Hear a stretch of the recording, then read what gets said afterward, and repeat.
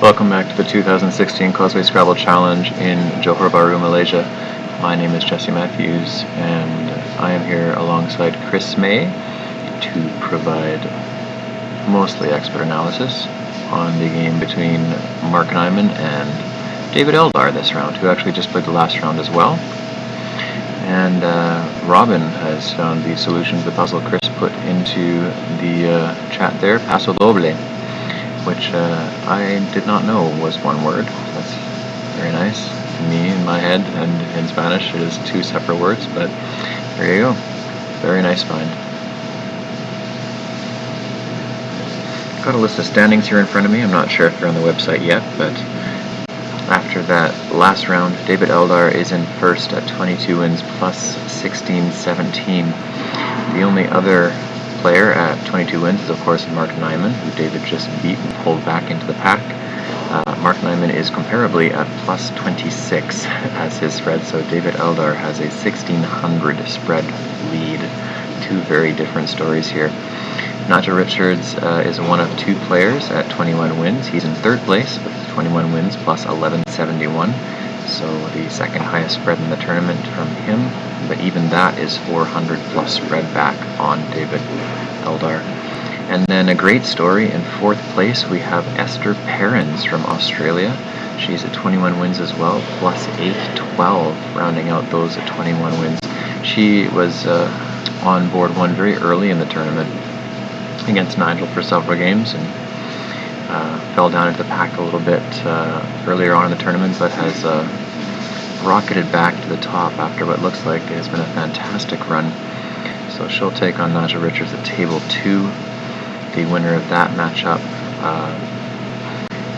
with a chance at getting up as high as second, depending on what happens here. Eldar with a spread too big to be overcome if Mark is to beat him this game. So David, at worst, I think, will be in second if he loses this match. And then Nigel and Esther with a chance to move into second, depending on who wins or loses above them.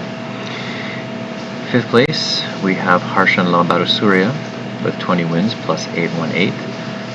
And then in sixth place, the only other player at 20 wins is Ayorinde Sayadu at 20 wins as well, but somewhat lower spread of plus 203. Seventh place, we've got Jesse Day. He is at 19 wins plus 631. He's the lone player at 19 wins. And then half a game back of him is Dave Wiegand of the AUS. He is at 18.5 wins, the only one at 18.5 wins, plus 837. And after that, we go from 9th to 15th with a variety of players at 18 wins. So very interesting here. It's particularly been fun to watch a few players rise up who have either been lower for most of the tournament or started on top and dipped and came back, as was the case with Esther. So very exciting. There's no one who's clearly run away, but there's a tiny bit of separation between the top few players and the bottom. But that pack of 18 are still very much in it with a good afternoon. Hey everyone, welcome back. Great to be with you again. And we've seen some really high class Scrabble on all 4 days of this tournament, really. But today, so far, some one-sided games on the top table, and I'm personally hoping that changes. I'd love to see a late game tactical battle between these two guys. I think that'd be really exciting and enjoyable for us and for all you guys watching the stream as well. So we're underway here.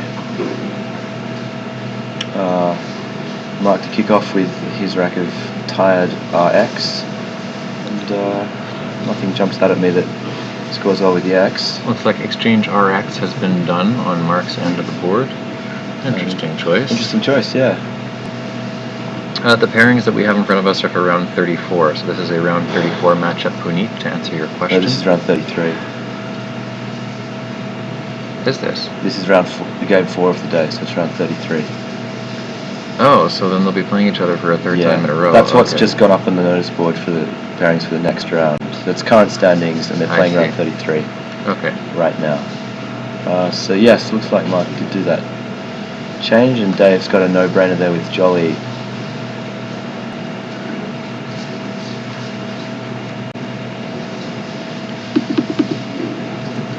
choosing to keep back his E as opposed to playing it for another 2 points. Mark we know direct, and another T for his troubles. Would have liked to have an A for tetradic or something similar. Yeah. And I think it's a miss though with the board the way it actually is. The A, the only floater with that rack. So a little bit unlucky, kept a perfectly good leave. And he'll be looking for 6-tile double-double plays. Whether he'll find one, I'm not sure. I certainly don't spot one straight away. And in the absence of such a play, bit of a headache.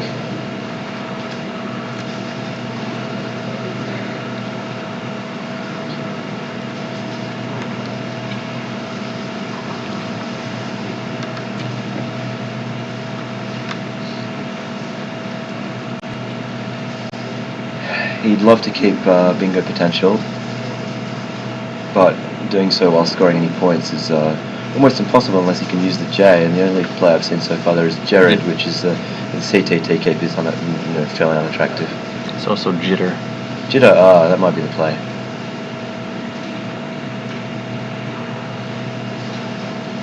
What do you guys think in the feed? Anything better than jitter on this turn for Mark?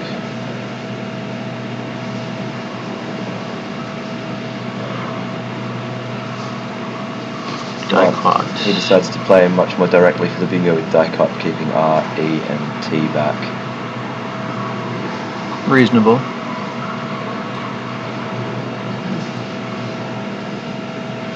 Yeah, very much a stylistic choice, that one. I think I would have probably played jitter. But I can't argue with the logic behind die-cut one bit. And Dave's left to decide whether there's anything better than Jiver available to him.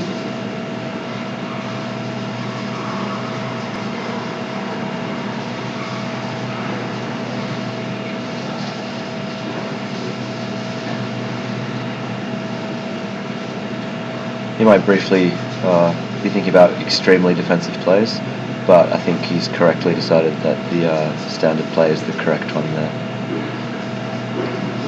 And at least Mark's got a bit of scoring power here, though he still can't bingo. He's looking at plays of wax and wax. I think just wax here, to be honest. There is that E open on the board at the bottom, but... So where are you playing it? I'm looking at D4. Would you consider wax instead? I mean, there's obviously all those E's to draw, and there's the E and Jiver to play, but yeah. I just don't see the need to unload the E so early when you can give yourself the chance to play sevens off of the Y and Jolly, or use that E to make an 8 using the D and die-cut. It just seems... or wait, never mind, if you're playing wax, or wax doesn't matter. But I think I'd probably still play wax. Interesting. I think I'm going to choose wax here. I think the A is about as good as the E on this board, and it's a little bit more of a valve for scoring plays if he doesn't draw a bingo. But Mark chooses wax. And I'm frantically scanning the board to see if Dave's rack makes a bingo anywhere. Haven't spotted it. If so, let us know in the chat. Mark draws Charute. Also doesn't appear to play. Half a chance though that he's going to get a line from Dave. If Dave plays anything that takes an E hook.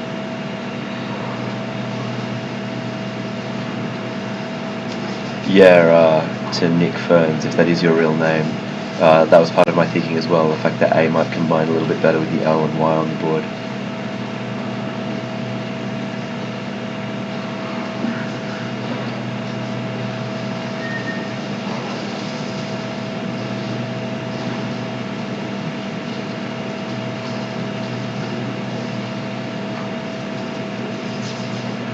So I think with only 24 points separating them on the scoreboard, Dave probably isn't really thinking of defence as a big priority on this turn. Wax will have slightly allayed his suspicions about Mark's bingo potential, I would imagine.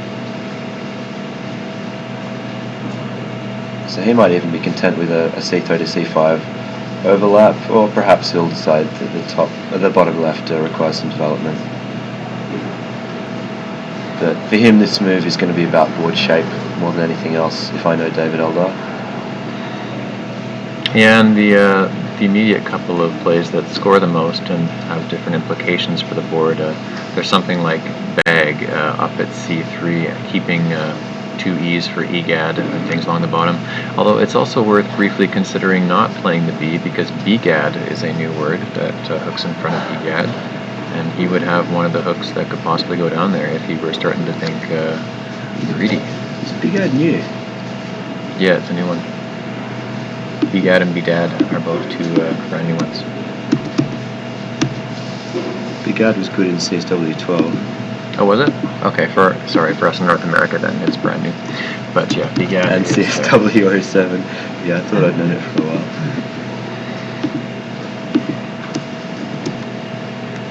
So there is that to think about when playing in the top left portion of the board. And then there's, of course, the shape of the board at the bottom. If you chose something like Deb instead at E11.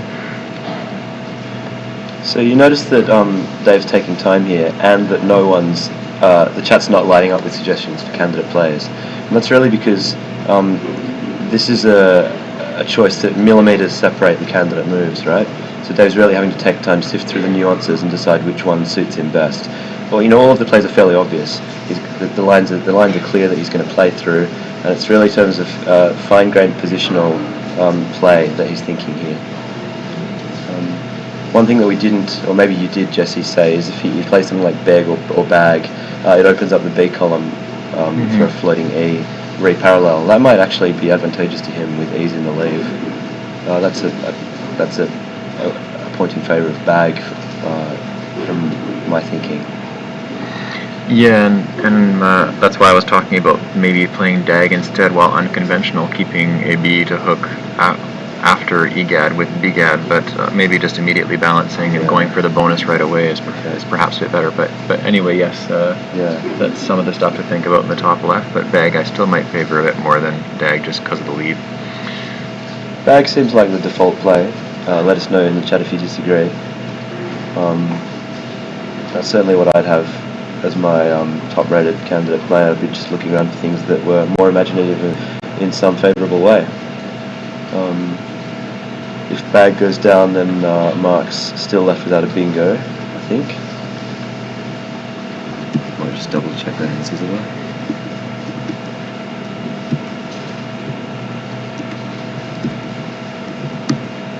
Yeah, Charut's the only 8 with that rack, a little bit surprisingly.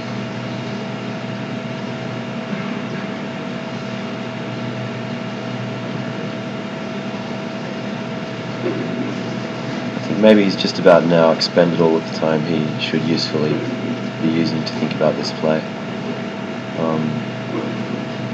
He wants to keep Mark under time pressure if he possibly can. He knows it's a theme of Mark's tournament, and if I were him, I'd be,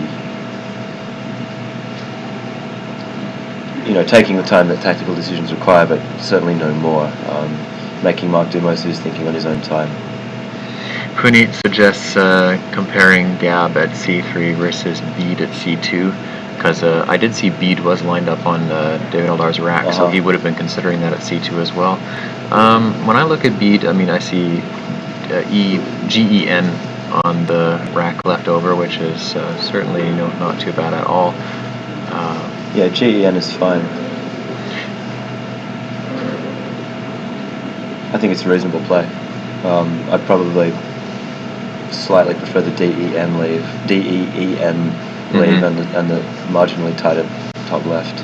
Yeah, I think I would prefer bag as well. The thing that Bede has going for it as a suggested play is it does leave the B open as something to play through or to create a fork with. Oh, but EGAD, he's setting up the B, so we were talking about doing that in the other direction, but he's doing it one turn early here. So setups everywhere for Dave today. It's a very nice setup.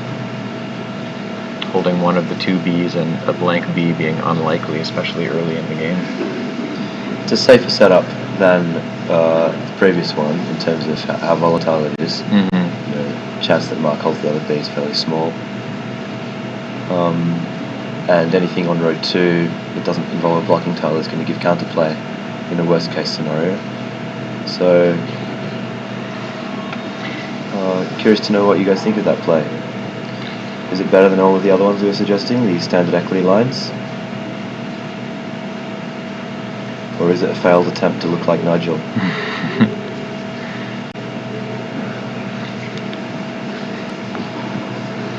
So he hasn't drawn too favorably to that setup play. No, you might be liking that draw. He does have something like Gobo to unload a few of those letters and score with his setup. That's of course assuming Mark doesn't do anything to take that spot out, because he's going to be thinking about the chances that that David has of holding the B. But what can he really do up there to deal with it? Wretch, I guess, scores, but leaves a bad set of letters left over. Yeah. No, it's a difficult move for Mark. Expect him to soak up a few minutes of time on that. Dave has absolutely no Q plays that I can see, so he's got some medium-term rack worries. And if Mark does choose to play for points, he may find himself on equal terms on the scoreboard in another couple of moves.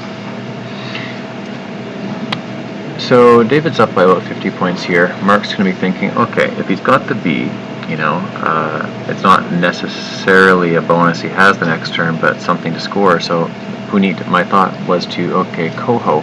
You could play Coho at F2 to take out the chance of bonusing, but it's still very easy to score with the EGAD hook, and with the B and drawing, not blind, he's left B plus 2 letters in his rack. I think it's more likely most of the time he's going to have a short score anyway on the top row, even though he's made a clear setup with the B. I don't think it's very likely he has a blank. I think it's just more likely he has a B.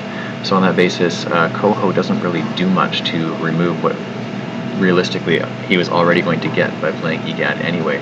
So I would go for something else potentially, because Coho does nothing really but block what's not really blockable anyway. Okay, interesting reasoning. I think I'm going to come out in defense of Coho here. I like it as a play. I think Mark can't let himself be too influenced by that setup. He can infer the B, but Coho does one good thing, which is it blocks bingos, and he can't really effectively block the line with anything that doesn't ruin his own rack. So for me, the damage minimization plus the bingo core is a good enough reason to play Coho. And he's gone for the one-tile fish. Clever play. Fascinating.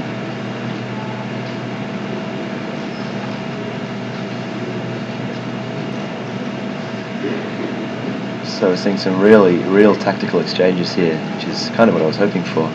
And I hope Mark pulls a bingo here to get back into the game.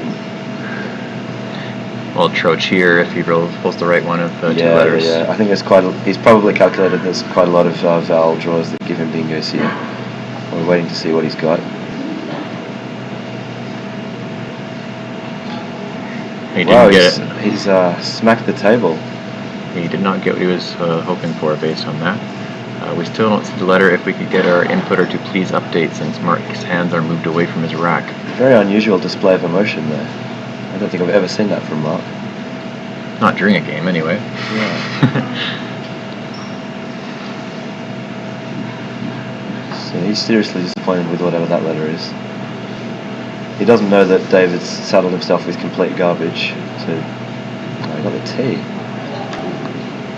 No, that would explain the frustration. And yeah, in defense of Coho as well, when you mentioned it, it obviously leaves the very nice combo of ERT. Yeah. Besides blocking at least bonuses, but like I was saying, the most likely thing David would ever get isn't blocked by it anyway. But yeah, Coho I don't hate it. It's just I'm just not sure it does what he would want it to do. These kinds of plays are so hard to commentate and reason through in real time.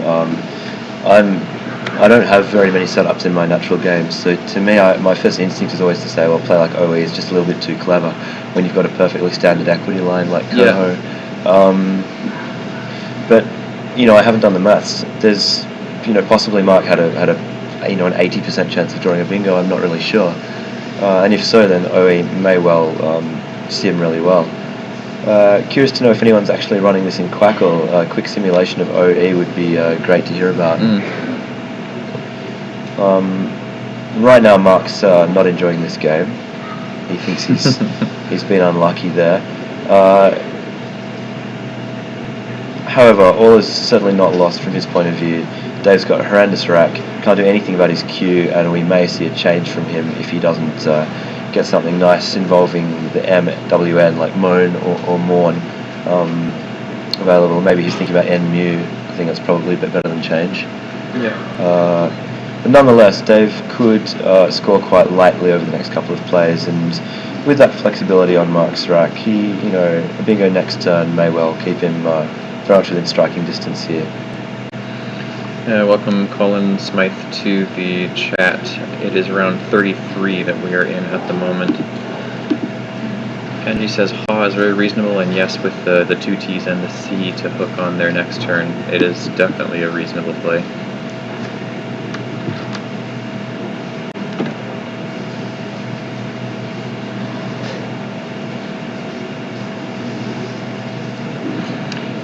It's hard psychologically to, after not drawing what you were looking for, to just drop one letter again, but he has, just not the letter we thought he should have. He's just gone for the pure fish again. I have to say, I think the H was a much better fish there, just instinctively.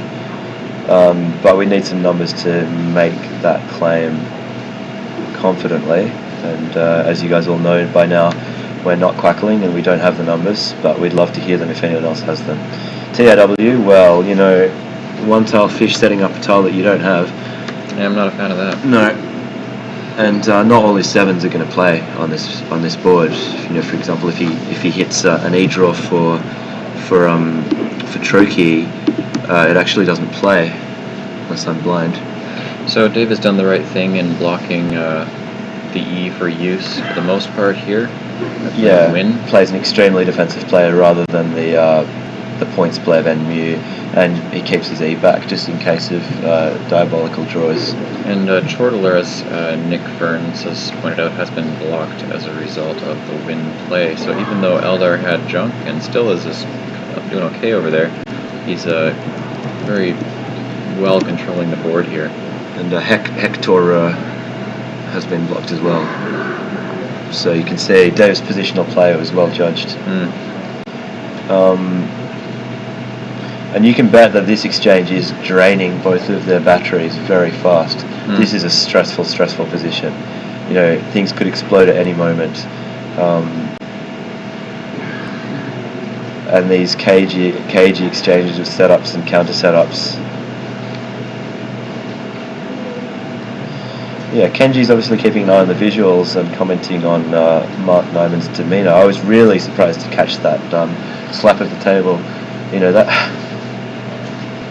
Mark Nyman's not someone who does that to feed misinformation. So it was an absolutely genuine, frustrated display, and that can be costly. Aaron both actually work, Torchier and Hector.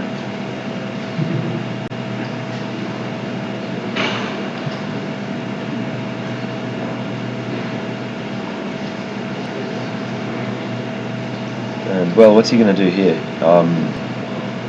We think that he probably made a miscalculation there, playing the tee off instead of the H. A little bit too tunnel visiony with that CHOTER 6-tile keep. Looks like Joel Sherman has joined us back in the chat as well. Welcome, Joel. And is he going to play the same strategy again or do something else? He's still fishing. Setting up his C this time. I'm not sure how wonderful a keep COTER is. That's the kind of rack leave I have a bit of trouble evaluating without knowing the leave tables. It's effective to the extent that C is the only front hook for that word.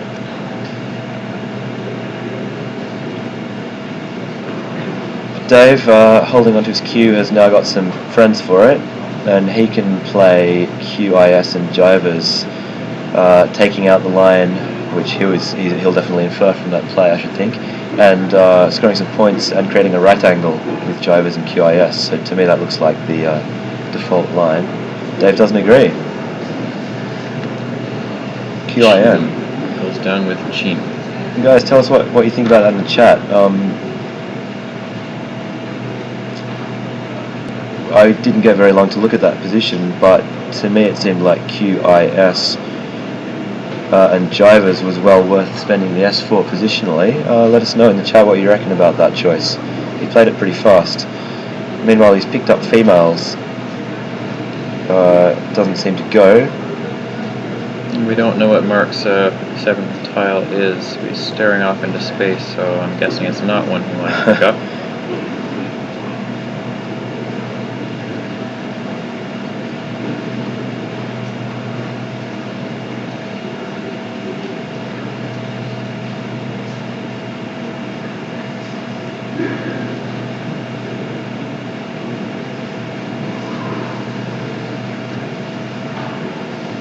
We'd love to see Mark's full rack, guys in the crew. Thank you. You see it's an N.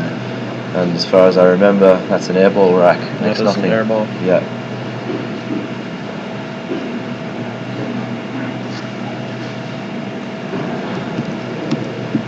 So lots and lots and lots to discuss already in this game. We're having trouble keeping up. What we do know is that Mark Nyman yet again cannot bingo. That it does make an 8 with an N, but not one that goes on the board. And concrete, of course. And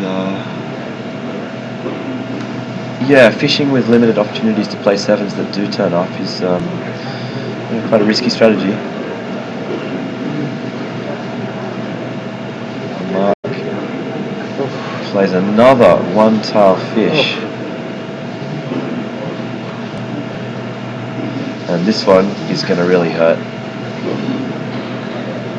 And that's going to be females going down from J6, don't you think?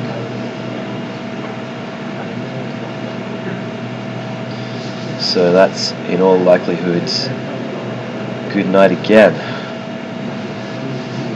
And another big win looming for David Eldar, who now leads the field. And is having a real day out this morning on table 1. We're seeing Mark laughing and just showing emotion we haven't seen in the tournament so far. He's very much on tilt right now.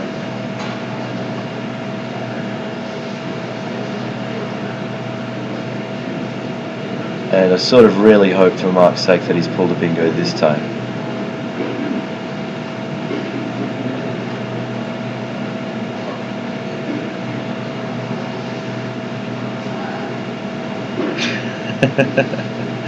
And Joel Sherman sounds like females going down.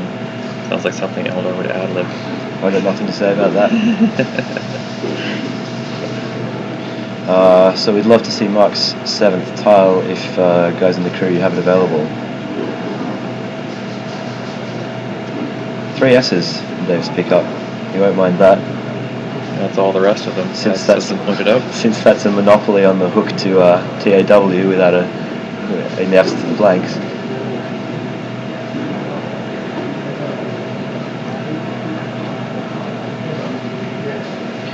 This is, let's see, round 33. No, we have one more after this before lunch. Is that Psoas's? I think that's a 7 for Dave. And it goes as well. I was actually just thinking in my head, I'm not sure if it actually works. I was thinking Psoai, I knew, and Psoai. Psoas's is valid. Nice. That's ridiculous. Oh dear. We're watching a train wreck here basically now. Yep. Psoas's plays beautifully. In 2 spots, as everyone has said. Well, this has been a gift over and over and over again. And I'd like to see some considered chat comments, because obviously this isn't going to be a contest anymore. This game is going to be a huge win for Dave, unless something truly remarkable happens. But let's reflect back on this early tactical exchange of setups and counter setups. What did people think of EGAD as a play? Was OE a bad fish? Would Coho have been much better? I don't think we saw much direct comparison of those moves. So guys in the chat, let us know what you think. I think we all agree that TAW was a big error. But HER, that was a hard play, and he elected to make another fish, breaking up his CH synergy. Was that a mistake? I'd advocated QIS instead of QIN. I have to admit that I'd overlooked the ongoing A4 hook when I was saying that, which was pointed out in the chat. So perhaps Dave's play was very good. But what do people think of that play? A lot of moves that are well worth discussing here, and I think discussing those is probably going to teach us all more than evaluating the plays for the rest of the game. Has Psoas just been blocked? No, it has not. There's that spot in the far left, yeah. So poor old Mark Nyman taking a huge beat. Kind of hope he gets the 2 blanks with successive bingos and pulls back some spread. But at 230 points down. And yeah, Joel is going for a play that several people have talked about, yourself included. Chris, O at B1 as opposed to OE for 4. Yeah, I wasn't sure what to do that turn, but OE certainly wasn't among the list of options I had wanted to see on the board. Mark has tricorn naturally on his rack. It doesn't go right. Eldar has wow, another bingo. Oh. This is nothing short of murder. This is now painful. Well, it was painful already.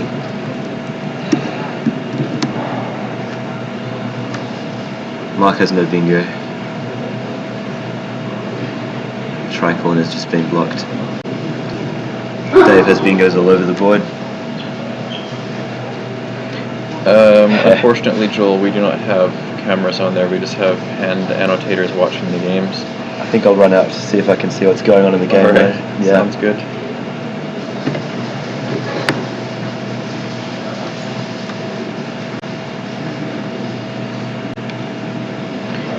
Yeah, and Kenji, it's a good point. This is the kind of game that that does help people get better, because we can talk about things that would be done differently in these cases. Nick Ivanovsky noted that he's surprised to see so much fishing, and that's because in reality you don't usually see fishing very often on a high board like this. If it happens, it's usually 1 turn, and under certain circumstances maybe 2, but it's pretty much never more than that. The score would dictate changing things up most of the time after just 1, and certainly after 2 fishes. So that is quite an astute observation. Fishing, yeah, at this level you don't usually see so many consecutive fishes. So board 2 wouldn't be much entertainment because it's already over. Oh. A fast game between Harshan Lamabadasuriya of the UK and Nigel Richards. That was won by Nigel 5-7-5 to 4-4-2. Wow. So our number 1 and number 2 seed are pulling away from the field.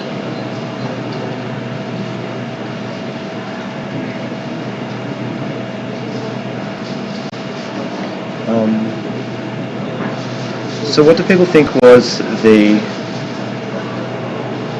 bad play in this game? Or maybe there was more than one. Because we're sort of discussing the fishing tactic as a global strategy rather than which individual fish was the bad one. Was it TAW, or had the problems begun before that? I'm pretty sure it was OE was definitely the one where it was just like, ew.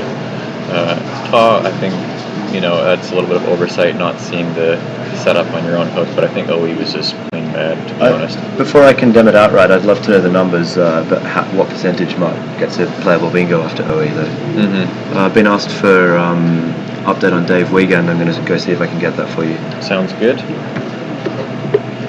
Some consensus so far from Jim Brennan and Puneet and others earlier in the chat. OE looking outright wrong.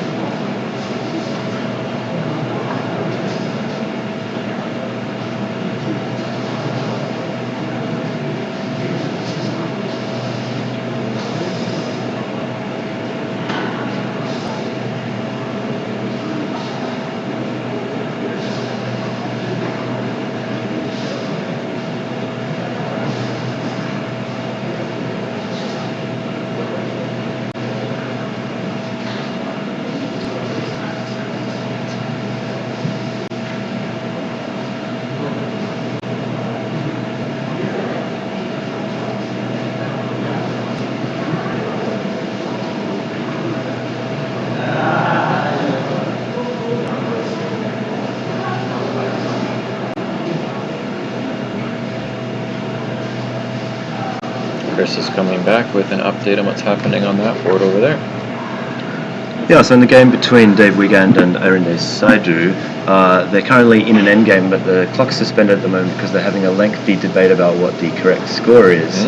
And both of their score sheets are a little bit hard to decipher, but from what I could gather, Dave has roughly a 30-point lead. They're in an endgame, but Saidu has a blank and some flexible tiles as his last few, and I suspect the situation is that Saidu needs to find an outplay worth about 20 points in order to overtake Dave and win that game, and that's probably why they're being cagey over the score. Yeah.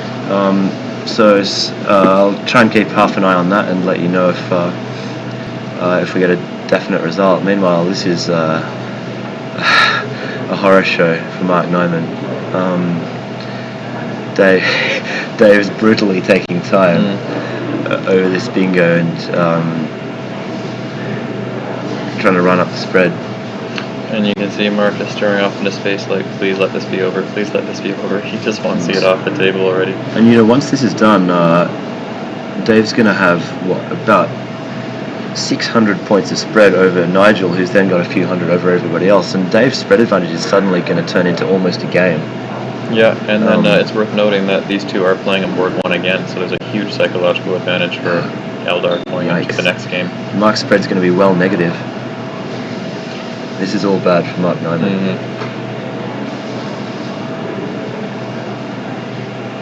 So we're going to have Eldar in first and Nigel in second. It is possible that Esther will actually jump into third. I'll go and see if she won her game.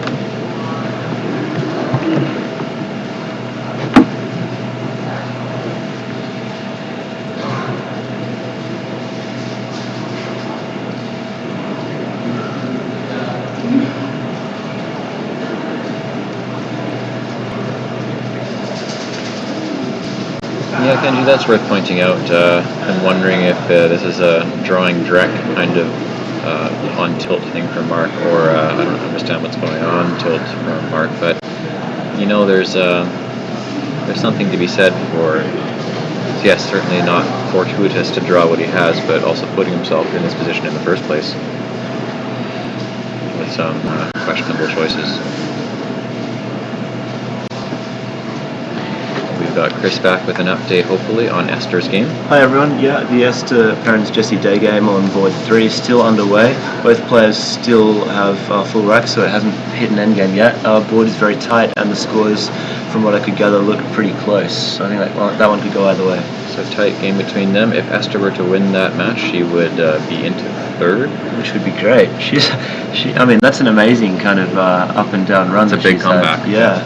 And she would be, based on this game, 1,000 spread points clear of Mark Nyman in third place. I think everyone's going to be 1,000 spread points clear of Mark Nyman after this one's done. Yeah, it's really quite something. Mark is going to be at 22 wins and, around 33, so 11 losses. 22 wins, 11 losses, and minus 300 something it's going to look like. So he's chosen the block, it looks like. Dave declines the bingo. And that's how he thinks you play for spread. It's a clever play.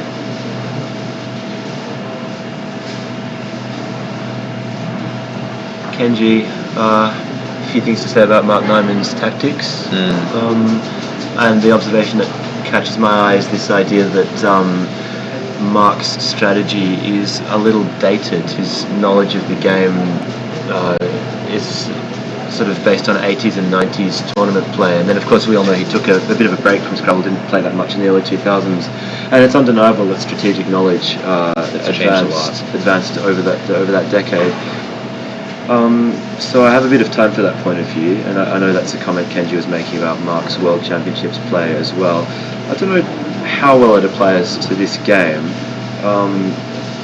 I'm still not out and out against anything that Mark did really, apart from TAW, which I think was a bad miscalculation. OE2. Yeah, has anyone given us any numbers on that? No, there still hasn't been anything in there, but I think the one that people have decided most was the mistake was OE. But Marlon Hill has just mentioned that Dicot was the start of what went downhill for Mark. I'm trying to remember the options we were talking Well, about there jitter before. keeping Oh, CD jitter, yeah. was what I said I would have done.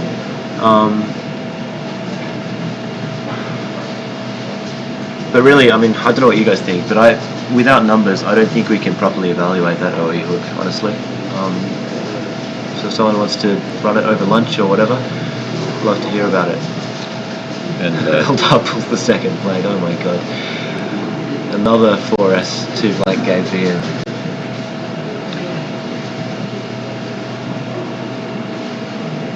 yeah, so it looks like some consensus on jitter. That was the, you mentioned it again, I remember. That was the move we had decided we would do. Yeah. I can hardly bring myself to watch this, so I'm going to see if I can get some results from tables 3 and 4 again. Go for it. I'll stick around here.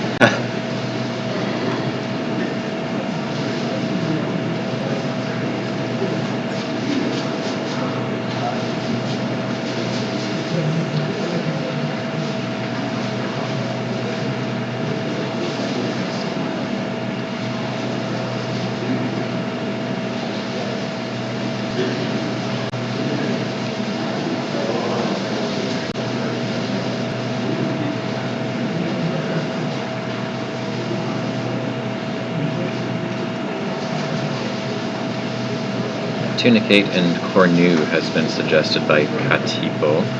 Nice play.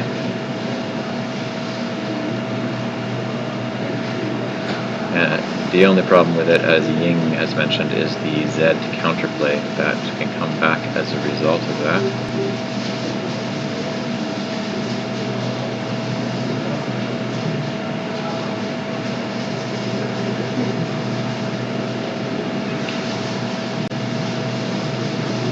It looks like he's decided to delay another turn, give me his both blanks. Why not? He's playing Q and 4 and ear to go for something on a future turn. Maybe since he's got both blanks, he's going to just wait until he can get a double-double in the K column. That's one possibility, because why not? He's already got a huge spread, so I think it's really just a matter of, going for...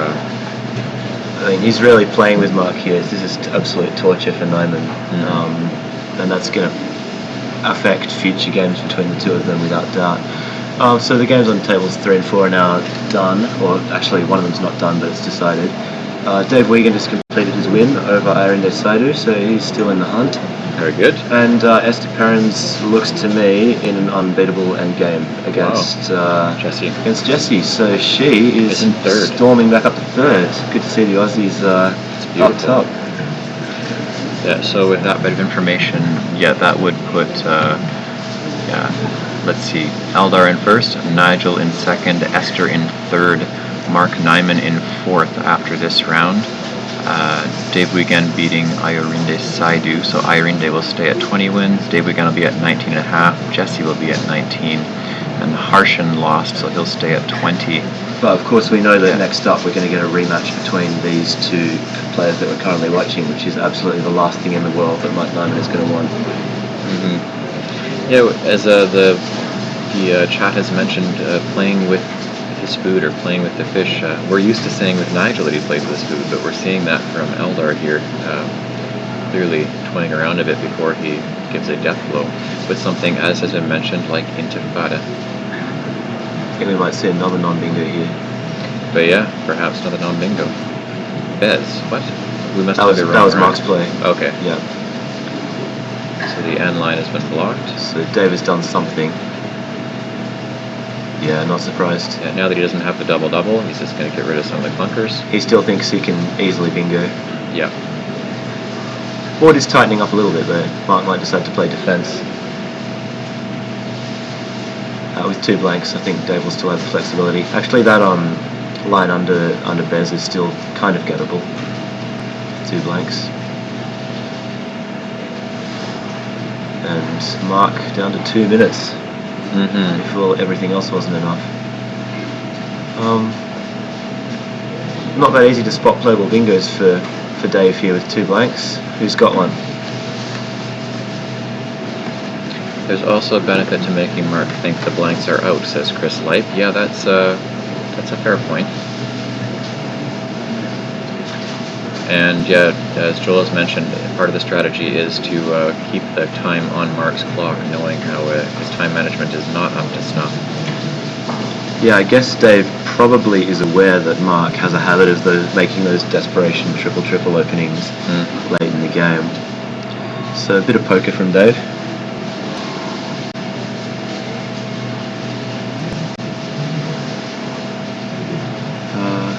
I'm looking for anything underlapping Bez. Yeah, at me the too. moment. Which I think I'd probably play at this point if I had it. He's not going to get, a bigger score unless Mark does open the 9-timer. Having said that, is there one available?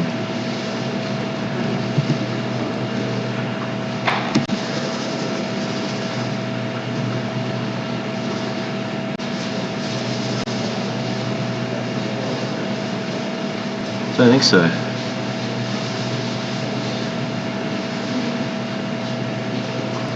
So Dave plays. ISO, yeah. Okay, I don't quite understand that one. I mean, surely he does plan to bingo. I guess he thinks there's enough tiles in the bag that he can create an unblockable opening for the blanks. Well, there's no S's left, so he's not concerned about ISO hooking there. And on the front end of it, there's no P for piso, so he's not worried about that either. But he has the blanks to score. The old gunkier for Mark. Maybe he'll play U-King here to just grab some points, and that'll probably give enough chances for Dave to bingo. Well, he's sitting pretty over there. He's got, any number of things.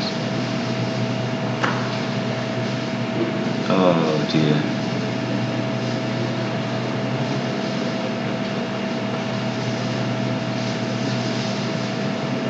Mark only scored in the 200s last game as well. This is a nightmare. And he's still got one more to go against Eldar. I'm going to predict a longer than usual smoke break after this. Yeah, U-King goes down as expected. Again, a bit of anagramming work for Dave to do to find bingos.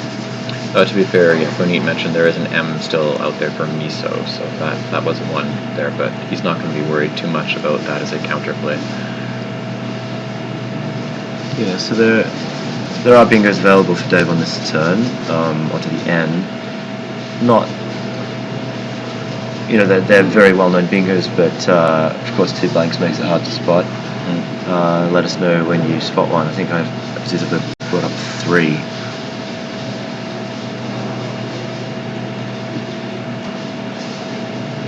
And he might even delay it one more turn, leave one in the bag, and put another line up for his outplay, I think. Might just float something at L4. Yeah, something along the lines of AE. Yeah.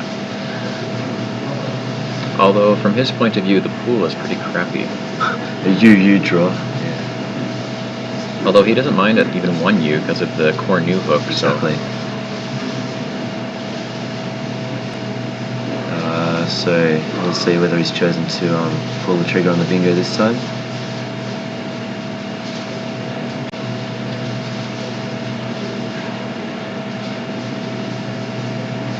He lasher into the N and U-King is there, as well as Miss Eaton, based on what the pool says. Venetian is the most blocky,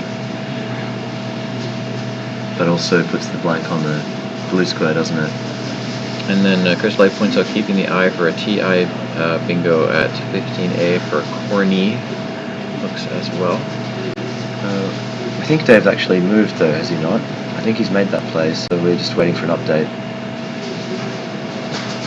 Not sure. I think he's counting before he goes. Maybe, yeah. Well, we've seen how imaginative David Eldar is as a player throughout this game. He's done many things that weren't textbook, and they've been extremely effective. Of course, he's drawn very well as well. But we wouldn't have seen this kind of game played by pretty much anyone else in this field. Nigel is able to play unorthodox in this way as well, but really, for my money, it's Eldar and Nigel. They're the only 2 players who could possibly have pulled out a game of the kind that we've just seen. Yeah. And that's one of the reasons why Dave is the second-ranked player in this field.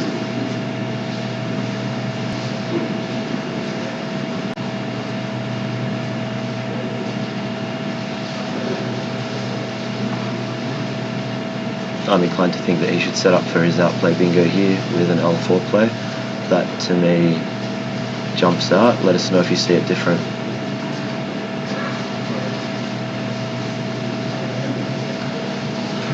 It looks like he has not played, to answer Ying's question. It's still on Eldar's time. Yeah, guys in the crew, if you could give us a quick shot of Dave's rack, we'd love to see it, just to make sure that he hasn't played yet.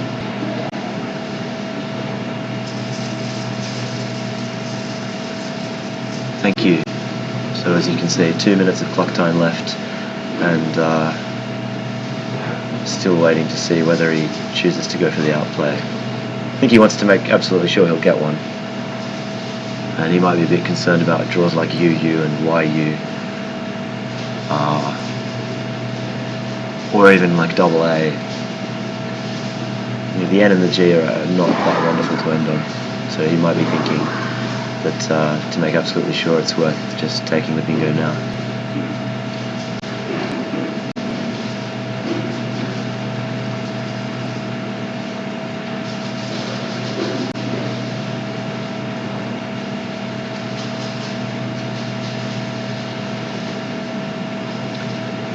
Chris Ladd points out that there actually is at least 1-7 that Mark could be holding.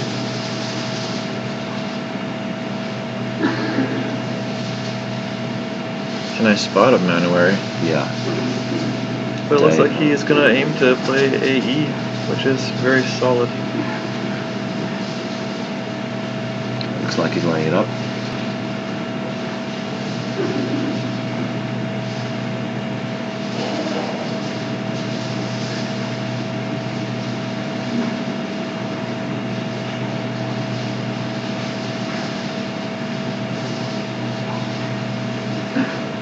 Mark is just waiting.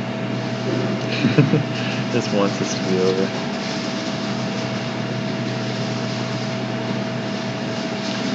Backs West, to answer your question, he's just going for maximal spread at this point. But it looks like he's decided that waiting is no longer the right thing to do. He's playing Venetian to disallow any obvious comebacks. He's also dealt with the M problem of Miso and plays down. Yep. Which is, actually, this is really, really nice. Played it really nicely, Dave. Backs, the debate really, I think, was playing AE as we had suggested to set himself up for two out bonuses, possibilities. But what Dave has done is he has still bonused, as he was going to anyway, but also reduced the effect of the M, which would have gone at Miso. Look at that from Mark, just completely impatient, plays MAA and gifts Dave an outplay. I'm not sure that he had one otherwise. So Mark just can't get out of there fast enough. But unfortunately, he's got to come straight back for a rematch. Yeah, one more. So that's a huge spread for David Eldar now. He takes nearly 2,000 for spread. Yep, and he's completely reshaped the leaderboard with those 3 big wins in a row. Taking a commanding spread lead over the field as well as a game advantage, and he's sitting really, really nicely. He has had a good draw in the tournament, can't be denied, and he has avoided Nigel for the most part, and he's drawn wonderfully well today. So we expect to see some kind of neutralisation. A day full of 200-point wins for David Eldar is going to get a bit tiring. But let's see what happens. Hopefully, I think we're all hoping that Mark can storm back and make a game of it next time, and that the psychological impact of these 2 beats won't be too severe. Alright, so we're going to take a quick break here. We're technically 8 minutes past start time for the last round before lunch, but I'm going to assume, again, 10 to 15 minutes from now we'll be back for the final game before lunchtime today. 12:38 local time here, so basically come back in about 10 to 15 minutes and we should be on the air for our next matchup. Thanks guys, don't go away.